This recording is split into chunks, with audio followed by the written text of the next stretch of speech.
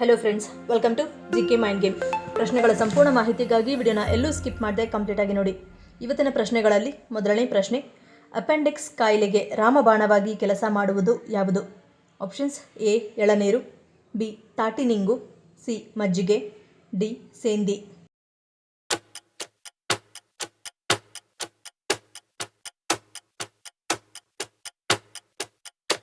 ಸರಿಯಾದ ಉತ್ತರ option C ಮಜ್ಜಿಗೆ. ಅಪೆಂಡಿಕ್ಸ್ ಕಾಯಿಲೆ ಇರುವವರು ಹೆಚ್ಚು ಬಿಸಿ ನೀರು ಕುಡಿಯುತ್ತಿದ್ದರೆ ಉತ್ತಮ. ದಿನನಿತ್ಯ ಅಡುಗೆಗೆ ಬಳಸುವ ಹೆಸರು ಕಾಳನ್ನು ನೆನೆಸಿ ಮೊಳಕೆ ಕಟ್ಟಿ ತಿಂದರೆ ದೇಹಕ್ಕೆ ಬೇಕಾದಷ್ಟು ಪೋಷಕಾಂಶಗಳು ಸಿಗುತ್ತವೆ. ಇನ್ನು ಮಜ್ಜಿಗೆಯು ಅಪೆಂಡಿಕ್ಸ್ನಲ್ಲಿ ಬ್ಯಾಕ್ಟೀರಿಯಾಗಳು ಬೆಳೆಯದಂತೆ ಮಾಡುತ್ತದೆ, ಜೊತೆಗೆ ನೋವನ್ನು ನಿವಾರಿಸುತ್ತದೆ. ಹಾಗಾಗಿ ನೀವು ಮಜ್ಜಿಗೆಗೆ ಉಪ್ಪು ಸೇರಿಸಿ ಕುಡಿದರೆ ರುಚಿಯ ಜೊತೆ ಆರೋಗ್ಯಕ್ಕೂ ಲಾಭ ಪಡೆಯಬಹುದಾಗಿದೆ. ಎರಡನೇ ಪ್ರಶ್ನೆ, ಲೈಂಗಿಕವಾಗಿ ಪುರುಷರಲ್ಲಿ ಹರಡುವ ಕಾಯಿಲೆ ಯಾವುದು? Options: A HPV, B psoriasis, C Candida, D HIV.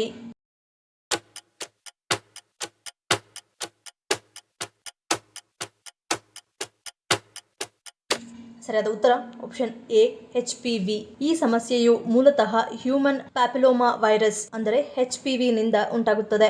ಇದು ಲೈಂಗಿಕವಾಗಿ ಹರಡುವ ಒಂದು ರೀತಿಯ ಕಾಯಿಲೆಯಾಗಿದೆ. ಜನನಾಂಗದ ನರಹುಲಿಗಳಲ್ಲಿ ವ್ಯಕ್ತಿಯ ಜನನಾಂಗಗಳಲ್ಲಿ ಸಣ್ಣ ಮೊಡವೆಗಳು ಕಾಣಿಸಿಕೊಳ್ಳುತ್ತವೆ.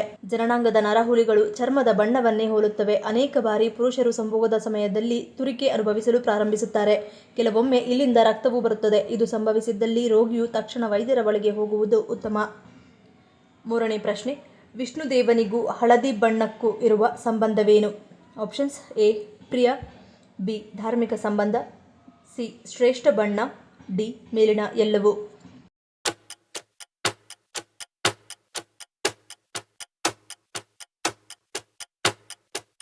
ಸರಿಯಾದ ಉತ್ತರ ಆಪ್ಷನ್ ಎ ಪ್ರಿಯ.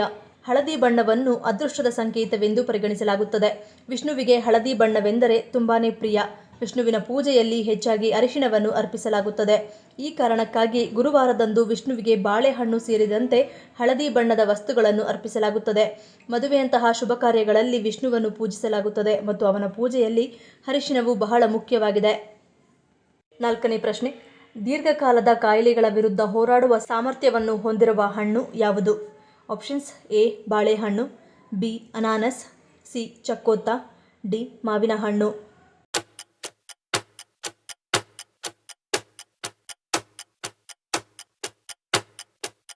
ಸರಿಯಾದ ಉತ್ತರ ಆಪ್ಷನ್ ಎ ಬಾಳೆಹಣ್ಣು. ಮಾಗಿದ ಬಾಳೆಹಣ್ಣನ್ನು ತಿನ್ನುವುದು ರೋಗ ಲಕ್ಷಣಗಳನ್ನು ನಿಯಂತ್ರಣಕ್ಕೆ ತರುತ್ತದೆ ಮತ್ತು ವಿವಿಧ ಕಾರಣಗಳಿಂದ ಉಂಟಾಗುವ ಅತಿಸಾರದಿಂದ ಚೇತರಿಸಿಕೊಳ್ಳುವ ಸಮಯವನ್ನು ದ್ವಿಗುಣಗೊಳಿಸುತ್ತದೆ. ಬಾಳೆಹಣ್ಣುಗಳು ಹೆಚ್ಚು ಹಣ್ಣಾಗುತ್ತಿದ್ದಂತೆ ಮೆಗ್ನೀಷಿಯಂ ಅಂಶವು ಹೆಚ್ಚಾಗುತ್ತದೆ. ಅಧಿಕ ಮೆಗ್ನೀಷಿಯಂ ಹೆಚ್ಚು ರಕ್ತದೊತ್ತಡದಿಂದ ಬಳಲುತ್ತಿರುವ ಜನರಿಗೆ ಅತ್ಯುತ್ತಮವಾಗಿದೆ ಮತ್ತು ಇದು ಅಧಿಕ ರಕ್ತದೊತ್ತಡವನ್ನು ನಿಯಂತ್ರಿಸಲು ಸಹಾಯ ಮಾಡುತ್ತದೆ. ಇದಲ್ಲದೆ ಮಾಗಿದ ಬಾಳೆಹಣ್ಣುಗಳು ಹೃದಯ, ಖಿನ್ನತೆ, ಜೀರ್ಣಕ್ರಿಯೆಗೆ ಸಹಾಯ ಮಾಡುವುದರ ಜೊತೆಗೆ ಆರೋಗ್ಯಕರ ಕರುಳಿನ ಚಲನೆಗೆ ಸಹಕಾರಿಯಾಗಿದೆ. ಐದನೇ ಪ್ರಶ್ನೆ, ಯಾವ ದೇಶದಲ್ಲಿ ಹಾವಿನ ರಕ್ತವನ್ನು ಔಷಧಿಯಾಗಿ ಸೇವಿಸಲಾಗುತ್ತದೆ? Options: A Vietnam, B China, C Uzbekistan, D Philippines.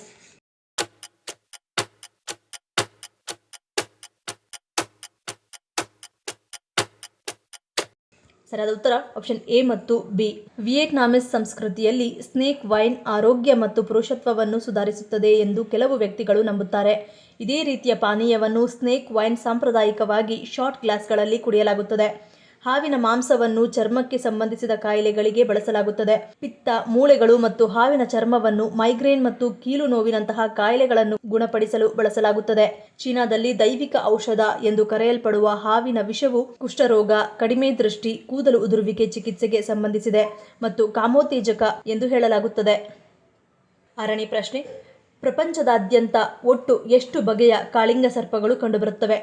Options: A 1, B 4, C 12, D 16.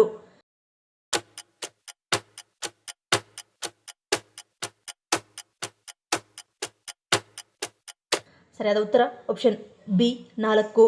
ಉತ್ತರ ಕಾಳಿಂಗ ಸರ್ಪ, ಸುಂದಾ ಕಾಳಿಂಗ ಸರ್ಪ, ಪಶ್ಚಿಮ ಘಟ್ಟದ ಕಾಳಿಂಗ ಸರ್ಪ ಹಾಗೂ ಲುಝೋನಾ ಕಾಳಿಂಗ ಸರ್ಪ ಎಂಬ ಒಟ್ಟು 4 ಪ್ರಭೇದಗಳ ಕಾಳಿಂಗ ಸರ್ಪಗಳಿವೆ.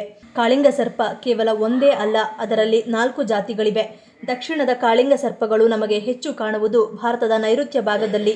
ಇವುಗಳ ದೇಹದ ಮೇಲೆ ಸಾಕಷ್ಟು ಬಿಳಿಯ ಪಟ್ಟಿಗಳು ಇರುವುದು ಕೂಡ ಕಂಡುಬರುತ್ತದೆ. ಏಳನೇ ಪ್ರಶ್ನೆ, ಅನ್ನ ಬೇಯಿಸಿದ ಗಂಜಿ ನೀರನ್ನು ಕುಡಿಯುವುದರಿಂದ ಏನಾಗುತ್ತದೆ? ಆಪ್ಷನ್ಸ್ ಎ ಕಾಂತಿಯುತ ಚರ್ಮ, ಬಿ ತೂಕ ಹೆಚ್ಚಳ, ಸಿ ಕೂದಲು ಉದುರುವುದಿಲ್ಲ, ಡಿ ದೇಹ ತಂಪಾಗುತ್ತದೆ.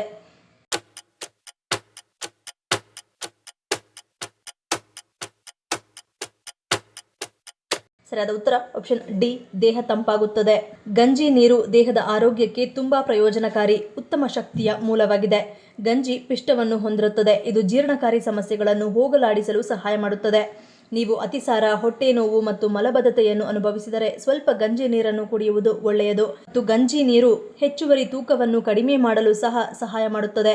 ಗಂಜಿ ನೀರು ನಿಮ್ಮ ದೇಹವನ್ನು ತೇವಾಂಶದಿಂದ ಇಡಲು ಸಹಾಯ ಮಾಡುವುದರ ಜೊತೆಗೆ ರೋಗ ನಿರೋಧಕ ಶಕ್ತಿಯನ್ನು ಹೆಚ್ಚಿಸಲು ಪ್ರಯೋಜನಕಾರಿಯಾಗಿದೆ. 8ನೇ ಪ್ರಶ್ನೆ, ಅನ್ನವನ್ನು ಕುಕ್ಕರ್ನಲ್ಲಿ ಬೇಯಿಸಿ ತಿನ್ನುವುದರಿಂದ ಉಂಟಾಗುವ ಅಡ್ಡ ಪರಿಣಾಮವೇನು? ಆಪ್ಷನ್ಸ್ ಎ ನರ ಸಮಸ್ಯೆ, ಬಿ ಕ್ಯಾನ್ಸರ್, ಸಿ ವೀರ್ಯಾಣು ಕೊರತೆ, ಡಿ ಮೇಲಿನ ಎಲ್ಲವೂ.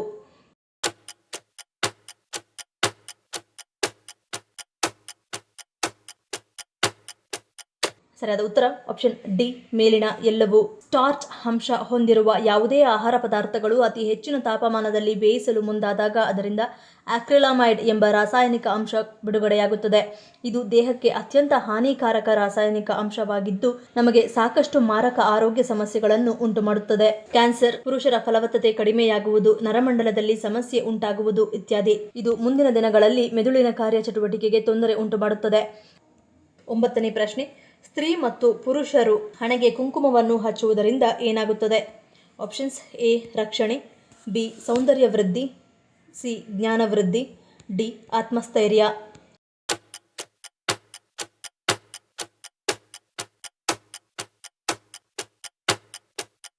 ಸರಿಯಾದ ಉತ್ತರ ಆಪ್ಷನ್ ಎ ರಕ್ಷಣೆ. ಕುಂಕುಮ ಹಚ್ಚಿಕೊಳ್ಳುವುದರಿಂದ ಬ್ರಹ್ಮಾಂಡದಲ್ಲಿನ ಚೈತನ್ಯವು ವ್ಯಕ್ತಿಯ ಕಡೆಗೆ ಆಕರ್ಷಿತವಾಗುತ್ತದೆ ಮತ್ತು ವ್ಯಕ್ತಿಯ ಭಾವ ಜಾಗೃತಿಯಾಗುತ್ತದೆ.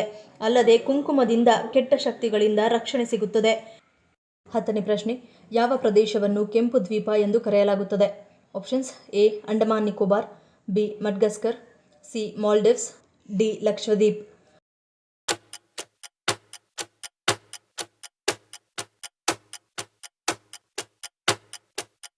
ಸರಿಯಾದ ಉತ್ತರ ಆಪ್ಷನ್ ಬಿ ಮಡ್ಗಸ್ಕರ್. ಮಡ್ಗಸ್ಕರ್ನ ಸೆಂಟ್ರಲ್ ಹೈಲ್ಯಾಂಡ್ಸ್ ಕೆಂಪು ಲ್ಯಾಟರೈಟಿಕ್ ಮಣ್ಣಿನಿಂದ ಆವೃತವಾಗಿದೆ. ಈ ರೀತಿಯ ಮಣ್ಣು ಖನಿಜಗಳಿಂದ ಸಮೃದ್ಧವಾಗಿದೆ ಮತ್ತು ಭೂಮಿಗೆ ಅದರ ವಿಶಿಷ್ಟವಾದ ಕೆಂಪು ಬಣ್ಣವನ್ನು ನೀಡುತ್ತದೆ.